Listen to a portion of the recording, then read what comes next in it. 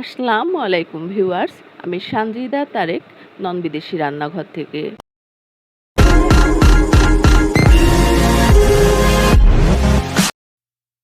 তো ভিউয়ার্স, আজ আমি আপনাদেরকে রান্না করে দেখাবো ডেগি পোলাও। এটি রান্না করা খুবই সহজ, খাইতে দারুণ মজা। আর আমার বাসার সদস্যদের যখন পোলাও খেতে ইচ্ছা হয় তখন আমি ঝটপট এই ডেগি পোলাওটি রান্না করে ফেলি। তো চলুন শুরু করা যাক।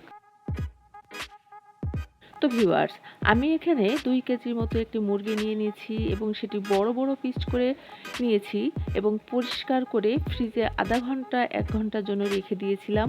সেটি বের করে এখন আমি ভিনেগার দিয়ে মাখিয়ে নিচ্ছি।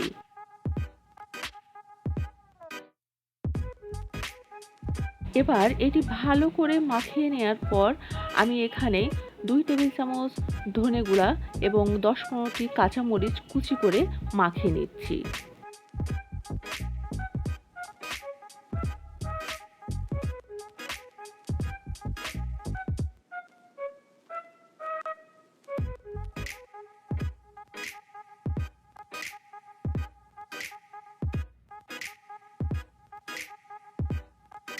দিয়ে দিচ্ছি 4 টেবিল চামচ টক দই।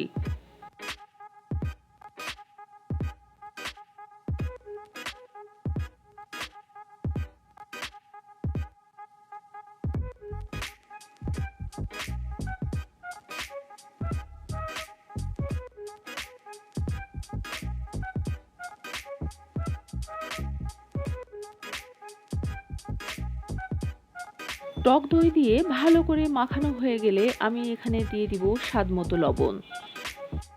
সাথে দিয়ে দিচ্ছি আরও 8-10টি কাঁচামরিচ এবং এটি ভালো করে মাখিয়ে নিয়ে আধা ঘন্টার জন্য রেস্টে বসিয়ে দিব।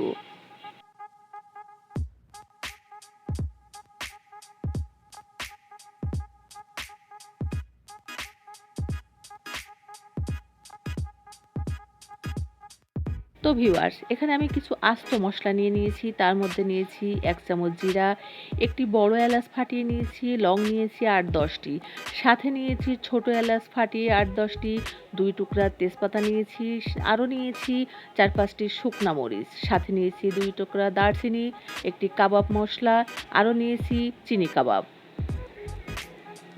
এবার আমি একটি ডেক নিয়ে নিয়েছি এবং তাতে আমার চাহিদা অনুযায়ী সয়াবিন তেল দিয়ে দিচ্ছি। ভিউয়ার্স, তেল হালকা গরম হয়ে আসলে আস্ত মশলাগুলো সবের ভিতরে দিয়ে দিচ্ছি।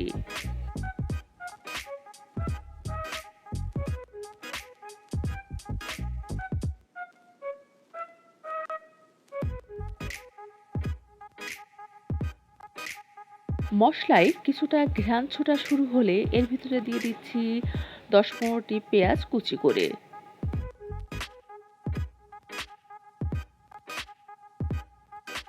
পেঁয়াজটি বাদামি রঙের হয়ে আসলে আগে থেকে কেটে রাখা 2টা টমেটো এর ভিতরে দিয়ে দিচ্ছি।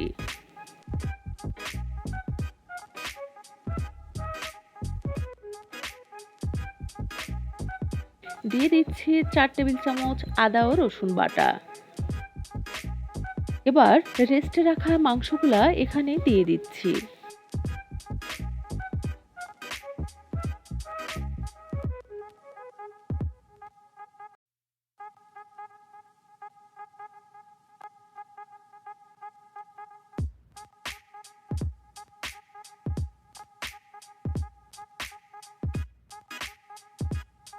চুলাটি আঁচ বাড়িয়ে দিয়ে আমি মাংসটি রান্না করতে থাকবো। ঘন ঘন নাড়তে চাড়তে হবে যেন নিচে ধরে না যায়।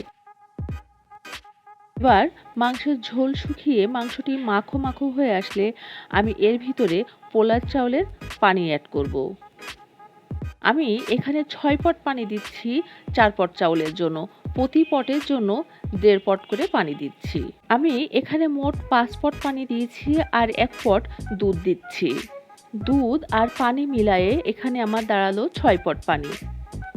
তো এবার আমি মাংসটা ভালো করে পানির সাথে মিশিয়ে নিচ্ছি। ভিউয়ার্স, এখানে আপনারা একটু লবণ দেখে নেবেন, কারণ পরবর্তীতে আর লবণ দেওয়ার কোনো সুযোগ নাই। তাই আপনার লবণ যদি কম হয়ে থাকে এখানে লবণ এখনই অ্যাড করে নিতে হবে। আমার পানিতে বলক এসে গেলে আমি আগে থেকে ধুয়ে রাখা চাউলগুলো এখানে দিয়ে দিচ্ছি। ভিউয়ার্স, মনে রাখতে হবে চাউলগুলো খুব বেশি আগে ধুয়ে রাখা যাবে না। রান্নার ঠিক ১০ মিনিট আগে চাউলটি ধুয়ে নিতে হবে। তো এবার আমি এটি ভালো করে পানির সাথে চাউলটি মিশিয়ে ঢাকনা দিয়ে ঢেকে দিব। চুলাটি মিডিয়াম আঁচে রেখে এভাবে বারবার নাড়াচাড়া দিতে হবে যেন নিচে ধরে না যায়।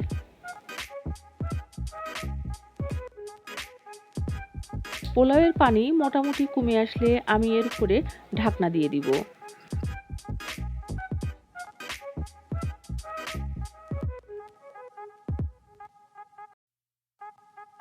পাশের চুলায় আমি তাওয়া গরম করে রেখেছি। এবার আমি পাতিলটি তাওয়ার উপরে বসিয়ে দিব।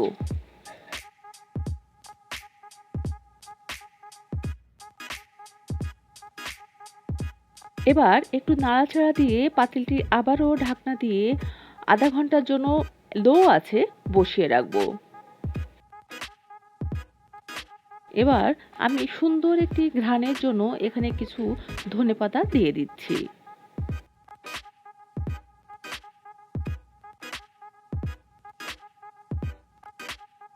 তো ভিউয়ার্স, রেডি হয়ে গেল আমার আজকের রেসিপি ডেগি পোলাও। আর এই রেসিপিটি যদি আপনাদের ভালো লাগে তো বাসায় অবশ্যই একবার ট্রাই করবেন। লাইক করবেন, কমেন্টস করবেন, শেয়ার করবেন এবং সাবস্ক্রাইব করে পাশে থাকা বেল বাটনটি বাজিয়ে দিবেন। আবার দেখা হবে নতুন কোনো ভিডিও নিয়ে। ততদিন পর্যন্ত ভালো থাকবেন, সুস্থ থাকবেন। আল্লাহ হাফেজ।